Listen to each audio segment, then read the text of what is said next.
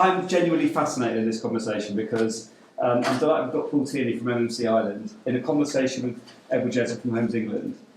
And this is what we've just been talking about next door, this opportunity to learn together. So there's things that Ireland, as a government, and through the work that Paul is doing, we need to make sure we're tackling into. There's things that Homes England have done, some successfully, some, as we've referred to, not successfully, that we can collaborate on. So this is, imagine, a fireside chat between two people. We're not in the room. And they're going to kind of break the ground on all that's exciting and all that's difficult about MMC. And then we're going to be invited in to sort of ask questions at the end. So You must be here for a while, Jess. yeah, short form conversation. So I'd like to have them both with us. I'm going to hand over to Edward to chair, and then we'll have an opportunity to give questions and answers at the end. Edward. Pleasure. Thanks, Jez. So yes, I'm Edward Jezza. I work closely on MMC at Homes England, the housing agency for England, not London, as we've heard. That's the GLA. I've been involved in the MMC agenda for the 8 years that I've been at Homes England. I was one of the co-authors of the much maligned MMC strategy, the Lord Meyer with its 5 S's, which is deeply unpopular and does exist. But this is going to be a really interesting conversation because Ireland has some really ambitious housing plans. They developed their own strategy, so I'm very happy to do the comparison and see where we align and where we part ways. And yeah, from that I'm really happy to kick off with Paul, and I think probably starting with the Housing for All is the kick-off moment. Yeah, so firstly, just give you a bit about my background. So I'm far from a housing expert, and just who MMC Ireland are. MMC Ireland are for those who don't know, the representative body of the industry in Ireland, made up of 80-odd manufacturers, contractors, consultants, etc., all primarily focused on MMC. I myself have 30 years experience in MMC, 20 of those years living in the UK. So I've seen a lot of what's going on in the UK in MMC over the years. I've seen a lot of people come and go over the last 20 odd years too. And for the last year and a half, I've taken up a role as the CEO of MMC Ireland.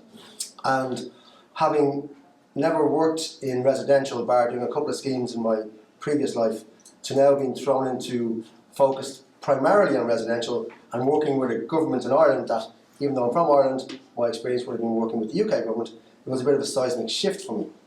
And back to Lord Moylan's point this morning around the plan, what I found from my initial kind of workings with the Irish government and in particular the Department of Housing is, firstly, they have a plan.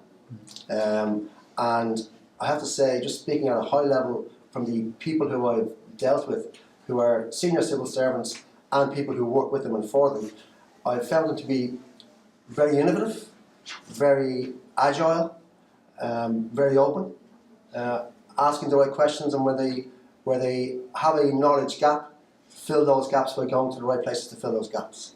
So MMC Ireland is only a couple of years old and it's going to fill that gap, and we would view ourselves as kind of the knowledge bridge between industry and government primarily. And I think it was worked very well. I think we have assisted government where we can, and it's been a two-way street. So with regards to Housing for All, so Housing for All was, and lastly, I'm not here to speak on behalf of the Irish government. I'm here to speak about my experience of MMC and how the Irish government have and are implementing their plans. So Housing for All was a plan put in place, I think it was September 2021, by the previous government. That government and the same two key parties have just been re-elected. So that government is in place now about 4 weeks. So you've got continuity across the plan? Yeah, so it's the same government, same two key parties, Fianna Fáil and Fine Gael for those who don't know. And to me, there was a very successful housing minister who stayed in post for the full term of his 5 years in the previous government, which I think was a really important key point in making Housing for All a success. Don't get me wrong, there's challenges in housing and there's bumps and there's peaks and troughs, but by and large, inheriting what that government inherited, and the gentleman, Darragh O'Brien is his name, he wanted to be the Minister for Housing for that tenure. He was intent on making a success of housing, and that is borne through from the people who work within that department. So Housing for All was launched in September 2021, and back to my point about being innovative, one of the key things around the number of action points that come out of Housing for All, and then there are a subset, a number of priority action points. They are reported on publicly quarterly. So on the government's website, which is gov.ie, you can go on. First of all, anybody can get the Housing for All document. Anybody can then go onto that government website and see how the government is doing against their confirmed actions. Absolutely. And quarterly updates, and it's an interesting read for those who are actually interested in housing delivery. But so Housing for All is the plan. From that plan comes subsets, but overall the strategy is Housing for All. I think to summarise the strategy is to have for everybody in the country, every citizen in the country, to have an affordable home, whether that's owned or rented. So Ireland has what, around 5 million population, and Mm-hmm. what kind of numbers do they have in the plans and So- obviously emerging? So the plan for the previous government was to get up to about 30,000 homes per annum. And for the last 3 years, that average has been hit. The country didn't hit its expectations last year. I mean, the target was 34, and the department thought they would do more than 34, and the actual number ended up being just over 30. So that was it was the first time the target wasn't hit.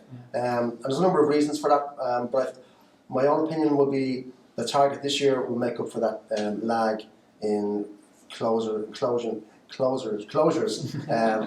late last year. So, but the target for the next 5 years is to build 300,000 homes, which is basically doubling the output of what they have been doing.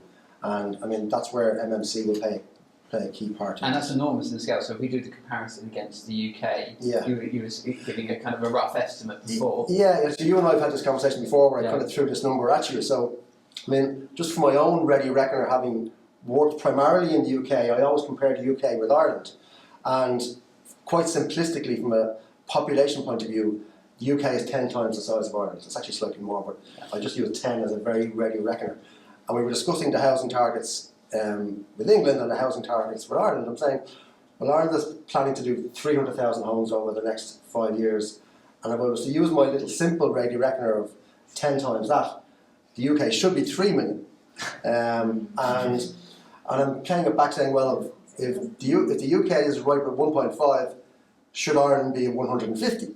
Well, Ireland will say it absolutely needs to be 300,000. So I'm curious what the number in the UK should be. And we were discussing where these numbers come from. Absolutely, and this morning we had a different message as well. So there's much debate around those numbers. Yeah, so it's just an interesting kind of.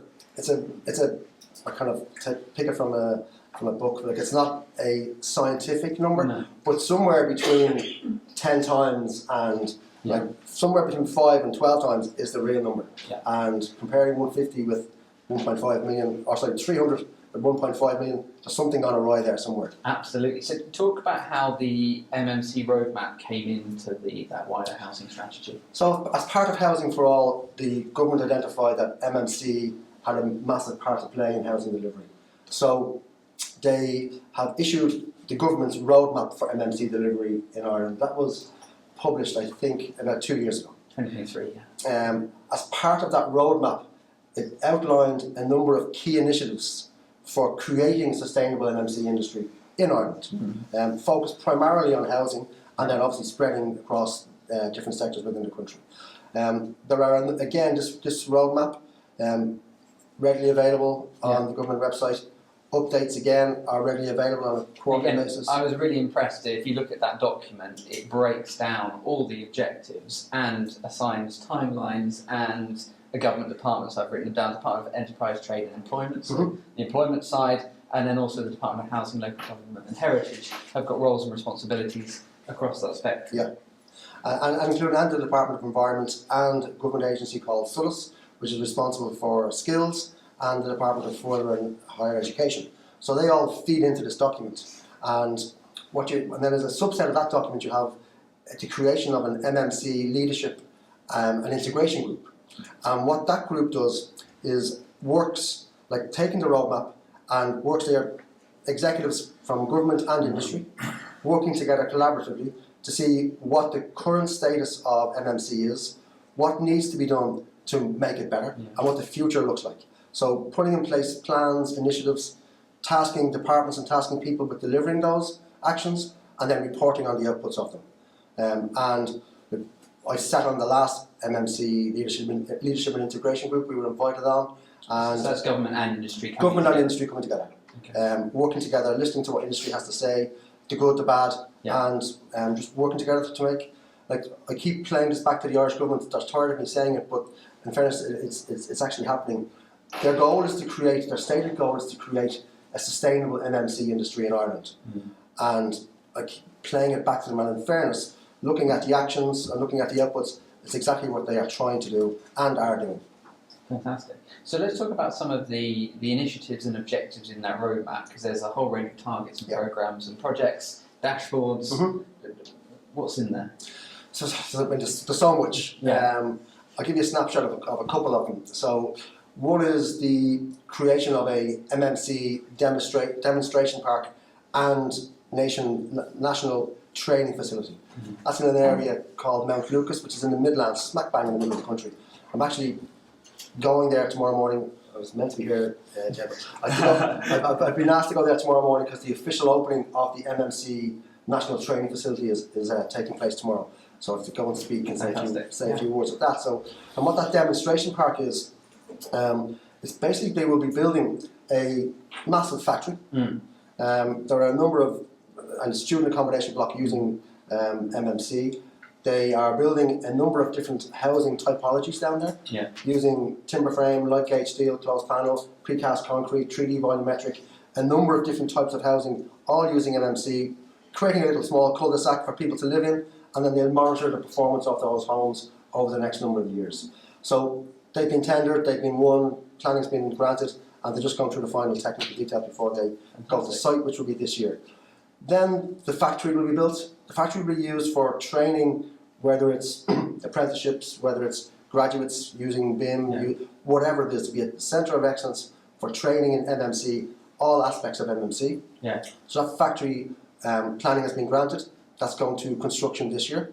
And in the meantime, I think I was showing you a video recently. Yeah, it looks phenomenal. So in the meantime, they have kind of virtual reality robots and kind of cabs of whatever kind of machinery it is. So you're looking at a screen, you're actually in, whether it's the JCB for argument's sake, just to bring it back to normal construction, you're sitting in your cab, you're looking at the screen of the actual site that you're working on outside. You can picture yourself actually on the site, but you're not allowed to get on site until you pass your training using the virtual reality. Then you go outside into a proper cab and you actually get on with it. You get on with it. So the training is done in a safe manner, controlled manner. You're not having young people on site in a dangerous environment. You have them work training in a controlled environment and then let out into a more live environment like a construction site. So that demonstration park, so it's been launched tomorrow. I'm keen to see what it's going to look like. But I've seen the plans, I've seen the initiative, the funding's in place. It'll be a centre of excellence for MMC training in the country. Fantastic. So that's one of the initiatives. Two, as part of the roadmap, was this accelerated delivery programme.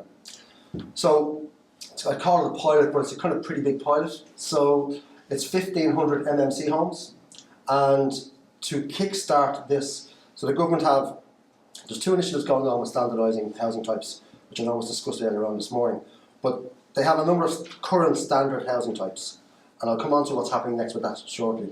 And they went to the local authorities to kind of kickstart MMC delivery in housing and said, right, we will pay off all your land legacy debt on sites that you currently have. And they set aside 100 million to do that and said, if you build your next batch of housing using these MMC typologies, you must use MMC and you must design to these standards, and here are the layouts to use. So it's layouts and performance. Layouts and performance. Yeah. But not MMC typology. It wasn't picking categories. No, so the government would be materials. Technology agnostic, as would I. And I think that's the right way to go. Yeah. So they said we will write off legacy debt. They had set aside 100 million. 96 of that 100 has been drawn down. There are currently 26 sites, and 1,000 of those 1,500 are currently in contract, and those homes will be delivered this year and next year.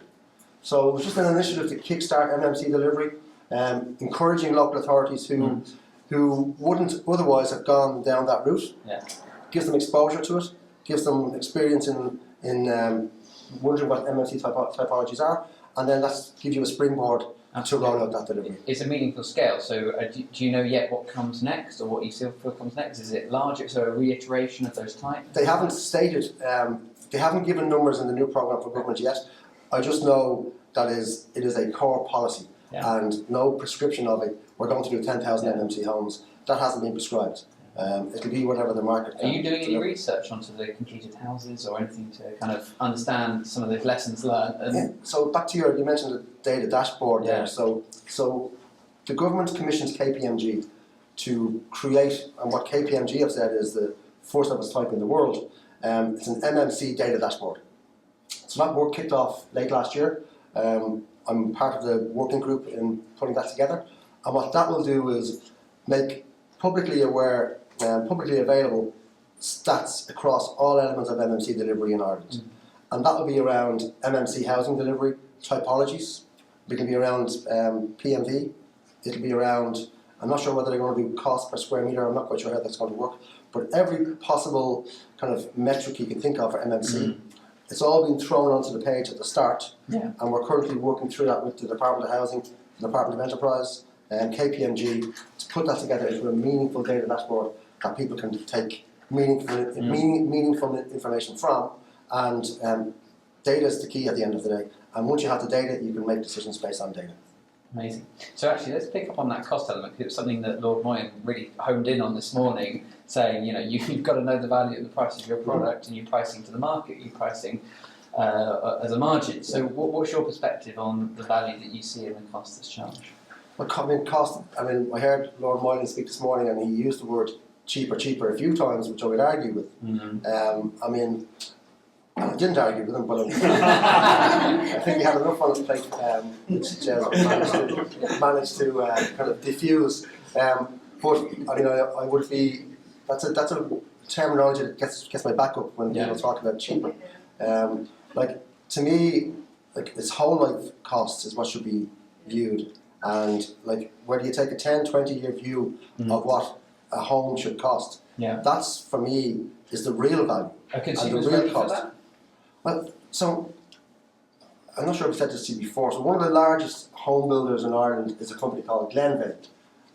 So Glenveagh are factory-built homes. They deliver just under 3,000 homes last year. None of their home owners would think for a second their home was built in a factory. They're all A-rated homes. Every home that gets built in Ireland has to be A-rated. It's just standard. It can't be less than it. Common sense. A lot of the stuff is common sense. So Glenveagh would build last year built just under 3,000 factory-built homes, and they have 3 factories and currently opening a fourth factory. They primarily build with closed panel timber frame, but they've just opened the light gauge steel factory now, and starting to deliver light gauge steel. So they, as one of the largest home builders, they would do customer surveys or homeowner surveys every year, and it's a pretty comprehensive survey.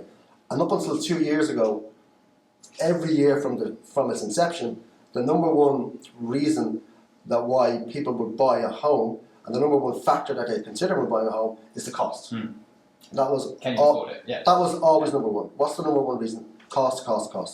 For the last 2 years, the number one factor when deciding what home to buy is the energy performance and the cost of running that home. Yeah, a longer term perspective. So that's a real life example of the general population. It's a 3,000. It's a decent survey. So of those 3,000 homeowners, the number one factor for the last 2 years, that's 6,000 really, has been the ongoing cost of running that home and the energy performance. So that to me says yes, a lot of people are ready for that conversation.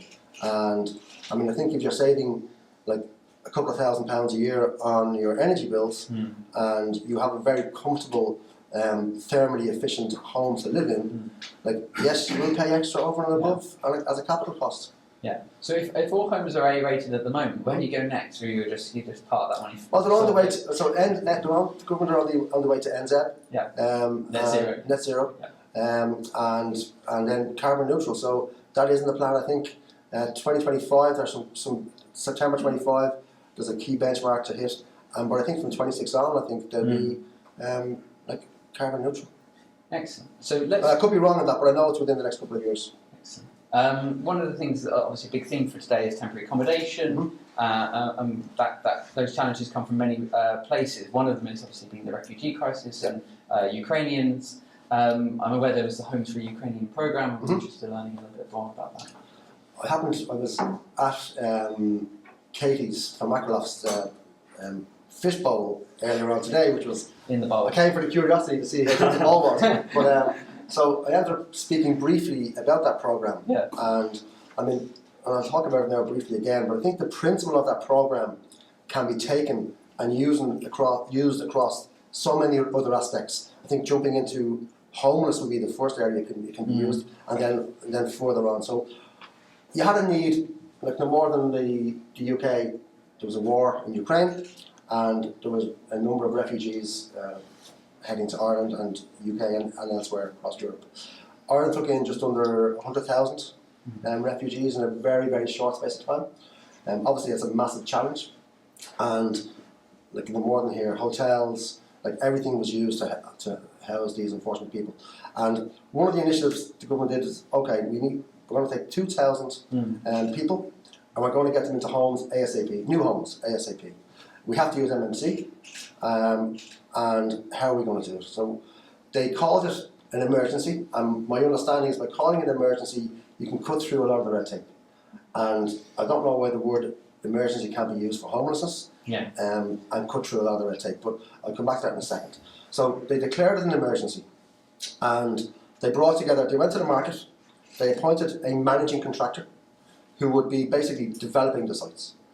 They went out to the MMC sector and sat down and said, we need to agree on a standard typology that each one of you can build. So four manufacturers came to the table, shared open data with each other, and agreed on a design that each of them can build interchangeably.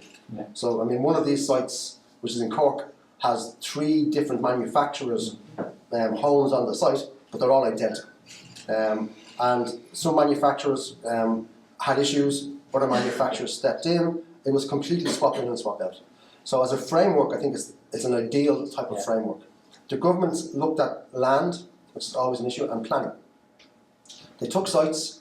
I think I said earlier on, there needs to be a genuine will and want to do this, and it needs to come from the top down. Yeah. And there was a genuine will and want to do this. So money wasn't going to get in the way of doing it, without being wasteful, but it wasn't going to get in the way of doing this. And local communities at that local level Bought in. Yeah. So they bought in. So they took land across the country, owned by local authorities, owned by government, that wasn't going to be developed for housing because it made no financial sense. Yeah. And I'm sure there is hundreds, if not thousands, of those across the country, both here and in Ireland.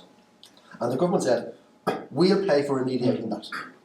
We'll do whatever needs to be done. Some sites are on 30-degree angles, some are contaminated. Whatever it was, Fix it. we'll fix that. Yeah.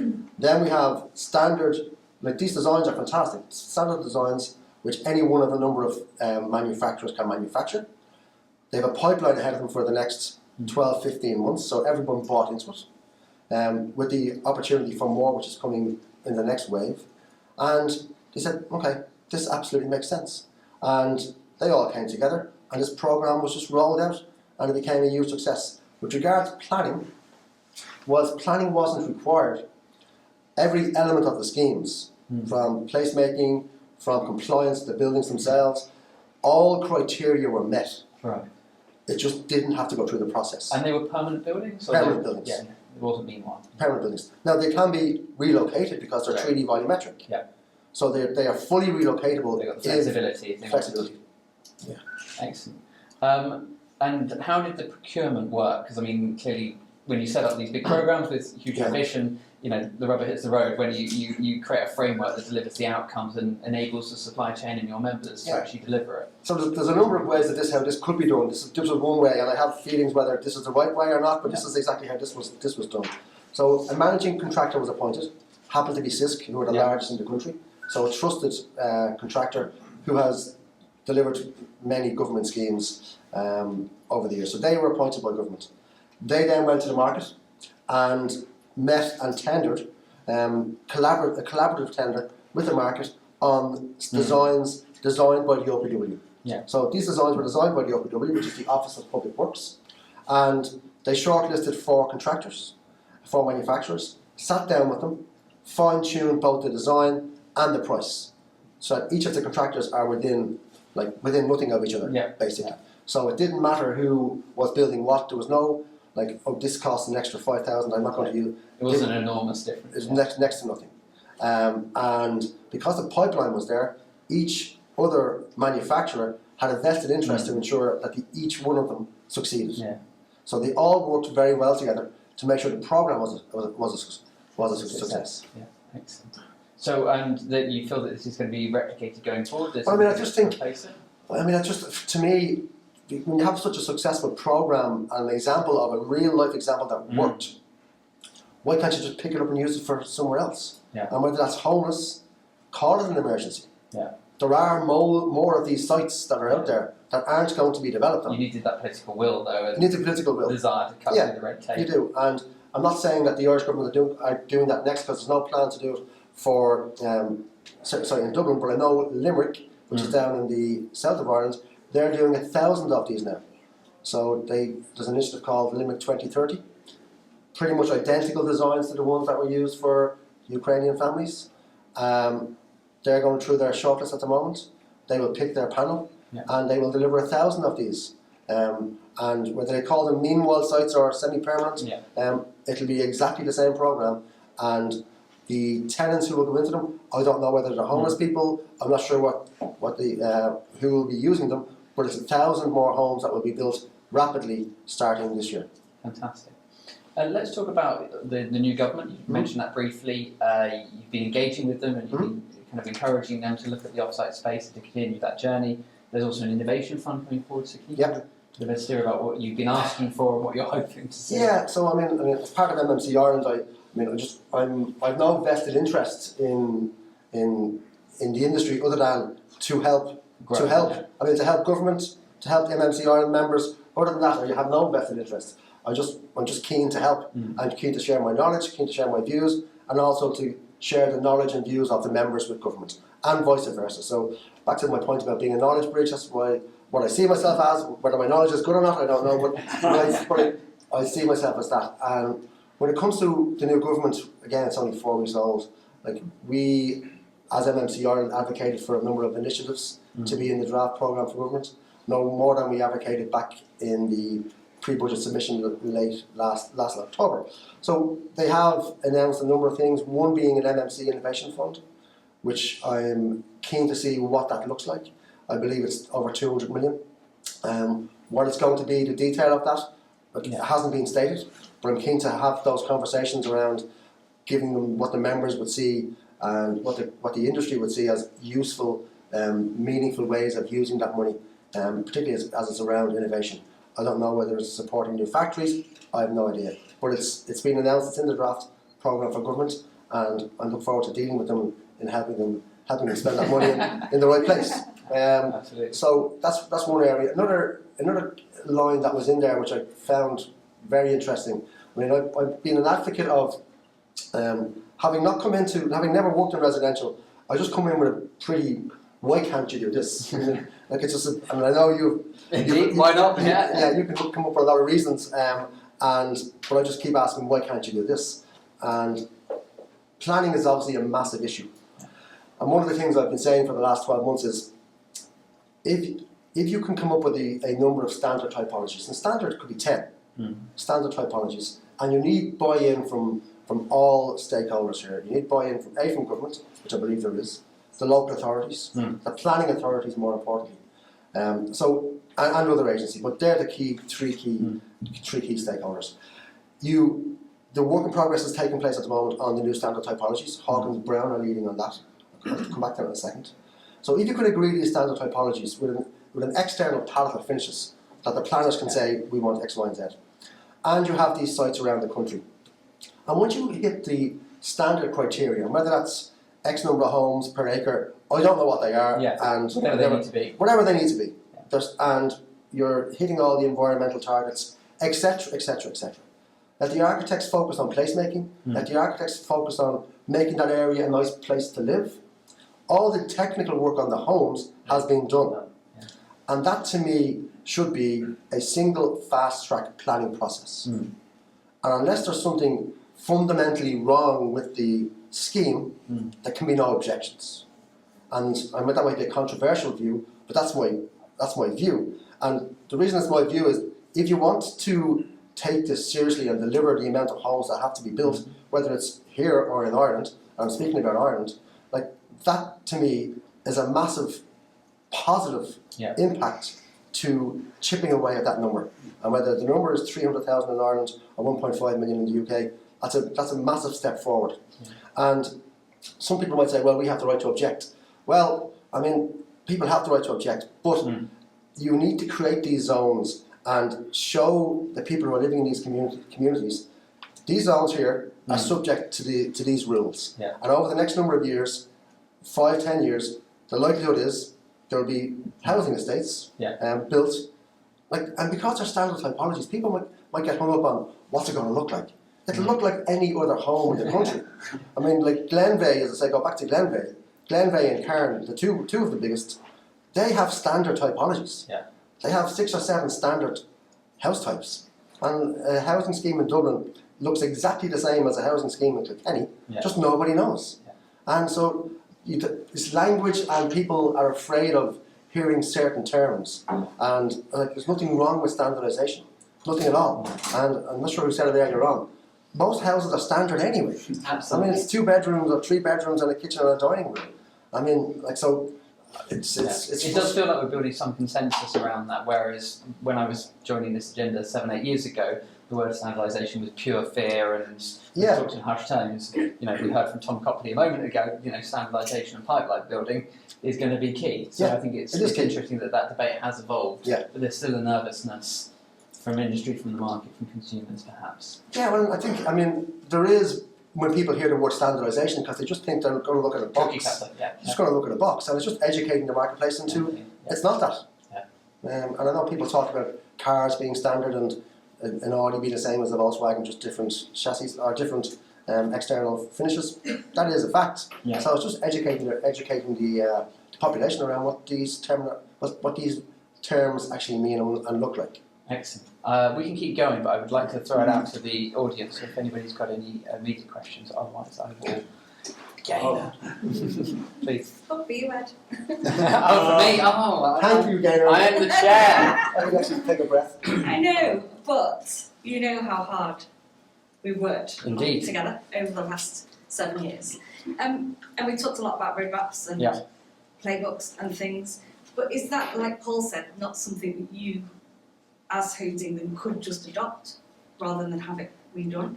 Massively, in terms of do we need to reinvent the wheel every time for ourselves? I don't think so. I mean, there's a huge amount of lessons that we can learn from what Ireland's been doing. Obviously, the Welsh Government's doing some really exciting things at the moment. We want to be leveraging that knowledge and capability and skills as well, and drawing upon that rather than doing it from a fresh start. It's not always easy in government, though. But if you could do anything to make it easier in government, surely taking work that's best in class elsewhere and piecing all that together. And you talked about the MMC team that come together, which is cross government and industry. Yep. How I don't think that would be too hard to set up here if there was enough will. Absolutely. I agree. I mean, there are some industry forums. The Construction Leadership Council is one where you bring the government and industry together. I think what Ireland has done really effectively and was fantastic in their strategy for Housing for All and the roadmap is the way that they've got government departments aligned and then distributed the different work streams across them.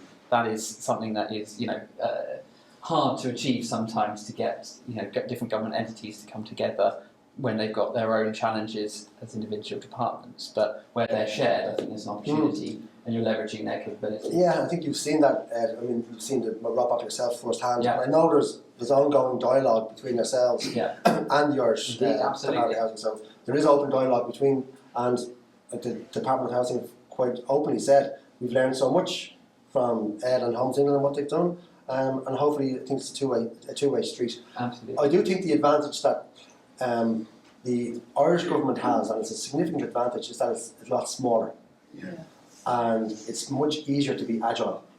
And like, I don't envy Ed's job in any way, shape or form, but what I have found is there's definitely an open door policy from my dealings with the Department of Housing in particular and the Department of Enterprise. There's an open door policy. They are happy to sit down and have conversations. Because I haven't got a vested interest, I'm not a company coming in looking to sell something, and we're just having, as I call them, grown-up conversations around how to make things work. And there are a smaller number of key people within the Irish Department of Housing, and it would particularly be in Homes England. A slightly different scale, but there's also the thing to mention is the role of the Irish supply chain delivering to the UK, which is quite substantial and quite meaningful. Anyway, next question, lady in the grey jacket. I was just wondering, if you don't have this answer, it's fine, but you said obviously the goal is to make sure everybody has access to an affordable home. Is there a definition of what that is? Is it like part of the market? Is it livable income? Yeah, so again, I'm not from the Irish government, but I know the actual technical term for affordable in Ireland, I think is 75% of market value. I think that's the technical term. So if that's to be applied to the stated goal of the Housing for All, that's what it is. And sorry, I'm going to sneak another one in, I'm sorry. Okay. But I guess similar to the question I was asked before about what Homes England can do, is there anything, I mean, not necessarily that you can implement right away, the snap of your fingers, but is there anything part of what Ireland is doing at the moment that you think needs to be adopted here? So I think we can certainly learn lessons from the procurement structures and how they work with the supply chain and how they've got also from the national to local government harmonised around and the design variations, and so I think there's some technical points, there's some political points, there's a number of different aspects which again Tom Copley talked about place the pan London accommodation approach, which was to do with temporary accommodation, and that came in with political support, came in with ambition, and it didn't hit the ground, and it really struggled to get going, and then they wound it down. So we know it's hard, which is why we've got to really listen to those who have succeeded and see where we can learn the lessons. I think on this, one thing around the standardisation, which we touched on briefly, so there's a current amount of work being done by the Department of Housing. They've appointed Hawkins Brown, I'm not sure if Nigel's in here at the moment. So Hawkins Brown, an excellent MMC design practice, and they are working with the Department of Housing in looking to standardise a number of housing typologies and apartments. Now, what they've done, again, which to me shows some innovation around how you standardise, they set up a number of stakeholder engagements. And the first stakeholder engagement has representatives from the planners, developers, architects, building services, sustainability, and MMC. So you have these stakeholders in the room working with the departments and working with their lead designers in coming up with what these standardised housing types are going to look like. So to me, it's very easy to draw 4 rectangles and put them together, and there you go, there's a 3-bedroom house. But taking all the right stakeholders and coming up with, here's what a portion of our housing stock will look like going forward. It's that co-design element. It's absolutely bringing them on the journey with you. And that's so important. Yeah. And the fact that that's the way they think just speaks volumes for me in their thought process. Fantastic. Green top, lady. Oh, thank you. Absolutely fascinating conversation, Paul, really interesting and lots of takeaways. With the main contractor playing that role and then procurement, are they getting access to delivering the remediation enabling works as part of that? Is that part of what they're doing? And that piece great. And then the second observation I made, and you've really stressed this, was around this was an emergency and therefore there is this space to do things differently. I have to articulate that I'm very frustrated in England that actually Homes England haven't really acknowledged that this is an emergency, and Homes England are very good at delivering typical development, urban growth, that type of thing with private sector. But we need exactly what you've highlighted. We need a specialist team that's business leaning into government with the minds that we've had at this forum today to really drive this forward. Because actually lots of people have been saying, a lot of the solutions that you've articulated for the last 5 years, but not getting traction. So we really do need to find a way of Homes England leaning into the audience that you've had today and really thinking about how we create a triage team to really accelerate the pace and scale that we have here. Because we've got 317 local authorities here, so we have to drive this through in a different way. Absolutely. You've got the land. We've got the land, we've got the money, we've got the industry. If only we had the. I think it's a really important point is the frustration of it. When you look at what you've done in Ireland, and the same thing with the Olympic Park in East London, you basically ignore local planning, create a planning zone, and just go and do it, and you override everything. How long can you sustain denying local democracy in house building? Is that aimed at me? I think it's a philosophical question. If you're able to answer it, brilliant. We look at local communities across the UK, 317 local authorities, massive numbers to be built. And the biggest challenge that I have, I'm chair of Core House Limited, so we do MMC here at the factory when we get the chance. The biggest challenge we face is the local planner has, the taste question, let's call it, for want of anything better. Then somebody else objects to it because it's for homeless people. Somebody else, so we have this sort of miasma of sort of planning objections to plough our way through, setting aside the 2-year damn development process to get through it in the first place before you get told no. Now it'd be a lot easier so you come on and say, that piece of land there, get on with it. But you break all sorts of procurement regs in the first place, but the issue is denial of local democracy would be a real problem in a number of parts of certainly England. I'll give you my view on that. Firstly, I'm not an advocate of getting rid of the power of planning and planning objections at all. I think it's an important right for a citizen to have. Once the rules are set around what you can object to, and my point earlier around my view of delivering homes at pace and at scale is dedicating, and there's a thing called strategic development zones back in Ireland, I'm sure it's probably the same here, where 100 acres of land, for argument's sake, is dedicated. Zone, yeah. Exactly.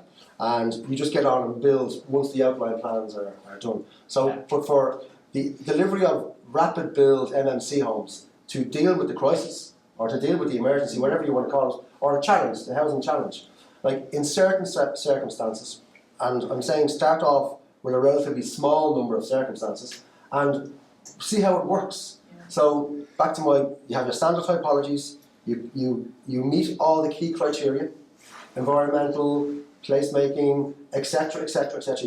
You hit all those tasks, there should be no objection to planning. And start off that on a small scale and see how it works. And maybe it stays at a small scale, I don't know, but certainly try it. It worked for the Ukrainian family program, so there's a success story. So take that, build on that, and suck it and see for want of a better word. So you're certainly, saying, let's create a fear of missing out. So it will be good. If you're doing it while over there, I'd like it in my backyard, please. Absolutely. well, I mean, if you're delivering these homes are like A-rated quality homes. They aren't like something that you don't want to live in. Exactly. And you're creating homes for, whether it's your children, whether it's your auntie, whether it's your mother, like why wouldn't you want them in your area? Exactly. I think that the one thing I wanted to draw upon was your comment about the Olympic Park, and what you had there was a national event, political alignment, and a deadline. Yeah. And that was the conditions which brought that forward, but it was also quite a bumpy road. My bosses were involved in some aspects of that, and it was not easy to get it through. And to your point, you've got to engage with the local democracy, and there's a tension there. But the only thing missing now is the deadline. Everyone agrees there's a crisis and we need it. So I think So the the temporary only thing missing accommodation is the cost deadline. is our The deadline's the deadline. next general election. Yeah, So effectively. True, it is. Yeah, it is. But in the deadline, the next, when we're going to build a 1.5 million homes, Edward, I think you've led a great conversation and you've made Paul show how it's a bit like the rugby, the Irish showed real strength and by association put huge pressure on the English. And it also appears that the MMC lands best with the public sector or the state provision in a sense. So it's sort of throwing it back. What proportion of the houses in Ireland are MMC, and how are those largely in the state sector, let's say? Yeah. And how do we compare? How does Homes England? Where are you? It's a great question. At the metrics, and where do you want to be? Well, I can answer so MMC, including the 2D panellised, is by far and away the largest contributor to home building in Ireland and probably here in the UK. So on average, closed panel 2D, whether it be light gauge steel or timber frame, accounts for, on average over the last 3 years, just over 50% of home delivery. The whole market. For the whole market, Wow. private and public. So it's just over 50%. The intent, I would imagine, over the next number of years is for that to go up, particularly when we're heading towards doubling the output for the last 3 years. So it's currently rests at over 50%. Well, ironically, Scotland, who we're beating rugby, we hope, they're about 90% timber frame, aren't they? It's weird, isn't it? But frequently open panel, But okay, less than closed panel. Yeah. Okay. whereas in England it's perhaps 20-30%, something in that territory open panel, and at the moment a lot of volume house builders are opening their own manufacturing facilities of open panel, so I guess one of the opportunities is to encourage them to continue that enhancement journey, do more work in the factory, because effectively we want to see high quality homes, and if they've got a production facility that's a great starting point. And move to closed panels, you're saying? Because that's Again, we more want- value added. Precisely, High quality, yeah. we believe that more work done in the factory delivers a better housing outcome, but where our focus is on the outcome, not on the process. That's for the market to decide. Yeah. But what's the proportion of your houses, you say, or did you say that? That are MMC or? I mean, the problem with MMC is that every home will be MMC under the 7 categories. So this is the challenge of language Cat and one, what are Cat you two, I suppose. what are you trying to do? Cat 2, say. Cat 1 and Cat 2. I mean, Homes England is mandated it in our affordable housing programme, so we're seeing 20-30%. We're driving that forward, but what we're really interested in is driving the more enhanced solutions, the volumetric modular Cat 1 and the closed panel Cat 2. But it's great to start with open panel Cat 2, so we're not dismissing that for a new partner who hasn't delivered MMC before, taking that as their first step. Thank you. I just see Liam with his hand up down there. I'm not sure about there. Liam, did you have your hand up? No. Who's Okay. hiding? I'm Steve, please. Yeah, thanks. I think it's a bit of a Celtic thing everyone here, Paul. I'm from Wales. Okay. And 2 weeks ago we launched Happy Book for developed by 23 of the housing social landlords in Wales. Yep. Developed by Stride Tribune. I'd love to connect Stride Tribune with the Hawkins Brown guys you just mentioned. Yeah. Because there's a very similar kind of path being trod there. Yeah. But just the key takeaways from the work we've been doing is all about listening and engagement. Yeah. So the team we've had on board have been working with the landlords and getting 23 landlords. We've got 40 developing landlords. We've got half of them in our kind of tent. Getting them to all agree is not easy, right? Mm-hmm. It really isn't. And there's a maturity that's required to how you get those kind of conversations going. Unless they can agree, I don't think we go anywhere. But we've kind of got somewhere with what we've done here. And the second part is working with the supply chain. So we've tracked about 20 MMC, mainly working in the category 2 spaces. 10 have been involved in co-designing the designs we've got. So we're about to go into a kind of prototyping phase, which actually, when you talked about doing things small and learning from it, that's where we are. So I'd love to talk after if we can. The collaboration is the most important thing, and industry working with governments, coming up with the solutions, to me, is the only way it'll work. And I think trust is the currency. Yep. It's the ultimate currency, isn't it? Without that, you can just forget going anywhere, you know? Excellent. I'd love to talk after, thank you. Okay. I'm sure the question's been asked before, but Paul, you talked about 300,000 homes as a target for it. We've got our 1.5 million target. I wonder how confident the government feels in hitting that target, and how confident the UK government feels in hitting their target, and what you think you can learn, the UK government can learn from the Irish one in terms of making sure it hits it. Well, I can't say how confident they are, to be perfectly honest with you. I think they have, it's widely recognised and it's cross-party that 300,000 is the number that has to be hit. They have, over the last 3 years, been successful in hitting the average number of homes that they said they would build. So, but that's now going to be doubled. So it's an ambitious target, and it isn't going to go from an average of 30 to an average of 60. it's not going to go from 30 in 2024 to 60 in 2025. That isn't going to happen, which means at some point you need to build 80 odd thousand. So, because most likely, if we can get 40,000 this year in Ireland, and then go from 40, maybe 45, like the number at some point will be 85, 90. So that's the number I think people need to focus on, because to do 300, it's going to take us 2 or 3 years to get to over 60. And for me, the challenge is building 90. So, how confident the government is in building 90,000 homes in 4 or 5 years' time, you'd have to ask them. If you ask the industry, which I do because I represent quite a lot of them, they'll all say, like, if you ask somebody who owns a factory, can you double what you do? They're all going to say yes. So we'll temper what they say and say, okay, I'll take yes, but I'll cut it in half. And I'm currently doing a bit of work for Celine in the Department of Housing. They want to understand what the true capacity of the industry is. Now, the capacity in the industry, when you're dealing with a supply chain who is also working in other sectors, it becomes even more of a challenge. So quite simply, in Ireland, if you're looking at 3D volumetric players who don't work in the residential space, but to get to those numbers, they most likely would need to come to the table. But there's just been an education framework released, 2 lots purely for 3D volumetric players of $1 billion each. And if you compare $1 billion framework and do a simple sum of multiplying it by 10, that's like a 10 billion 3D volumetric framework to build schools just being launched in the UK. 3D volumetric players are going to jump on that. Yeah. And there's 2 of them. So you've competing government departments within the same client, the same government, looking for the same supply chain. So that's why it's really important that innovative techniques are looked at, innovative procurement techniques are looked at. Otherwise, we won't hit the number. So those conversations are taking place now, because if they don't take place now and be implemented in sometime in 2025, the number will become a challenge. That's just my own personal view, not the Irish government's view. Just to come back I obviously don't speak for the government. I'm in the government agency. The government has been quite clear, though, in terms of its public announcements. Matthew Pennycook, the Housing Minister, Angela Rayner, the Deputy Prime Minister, even last week was saying they're aiming for 1.5. They could have set a lower number. They could have set something that was less ambitious and easier to achieve, and that isn't what they wanted to do.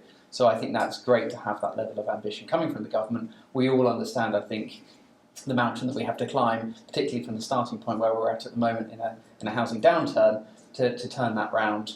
But we're beginning to see the decisions coming out of government and announcements recently, even the digitisation of conveyancing and speeding up some of the delivery processes of, removing some of the treacle from the system, which will help us to get there. Yeah, I think for me it's about converting aspiration, perhaps unrealistic aspiration, to pragmatism of what's actually going to be done. Because once you start quoting figures for too long, they just become figures. So the next announcements will come along with the spending review, which is in June, and there'll be a 10-year housing strategy. My understanding is that will also articulate the role of Homes England as the delivery body in England to supporting the government in that as an objective. So we're working with government collaboratively to understand the role that we can play in the 1.5 million round. We're going to have to cut it because I've got to keep on programme. What I'd say is it fair to say, are you both around for a bit during the tea break? Right, so look, I'm going to volunteer both Edward and Paul to take further questions and discussion in the tea break, so you're still on the hook. But can I just reflect? I think this is such a real live journey, and I just want to recognise the work of the Welsh Government, the LPs, and I think it's so exciting that piece of work's happening now. I really do. I think it's incredible. And yes, I think we acknowledge Ireland is a smaller country, but that sense of ambition and strategic leadership, and you as that agnostic enabler, is really interesting to me. And I think that we should be really encouraged, actually, that there is this learning that's happening. And I think it's really interesting as well what the Welsh Government is also looking at. And again, on that journey, that sort of arc of despair to hope, where we started this morning, leave it to the market will work out, why would you support a factory, into, no, there's a really credible pathway here to how you incubate and support different delivery mechanisms around really clear social value outcomes. And I think, just to recognise, I think it's really exciting what's happening, Paul, and I think we are rooting for you to succeed. Not me, but but also to make sure that level of collaboration continues as well with our Celtic friends in Wales. and then to work through Homes England, the other agencies. Let's be really clear, housing is not delivered by one person, one partner, one company. It is this collaboration. That's why it's so difficult, it's a complex system. But I think what we're seeing really credibly, Paul, there is that leadership position, and it's happening. Yeah. And I just want to pick up on the local democracy point, because I think it's really key. Some of this is about what we mean by democracy, frankly. And democracy happens across national, regional, local government. It also is about strong leadership and mandates to do things. And I think some of this is how we advocate for change. And that isn't always about leaving it to a very small subcommittee of a planning, but they don't even understand what their remit is. So let's be clear. Ultimately, democracy is about strong, powerful leadership that people buy into and understand, that builds trust. And I think that's part of what this is about. That's why housing is so key. So can we give these gentlemen a massive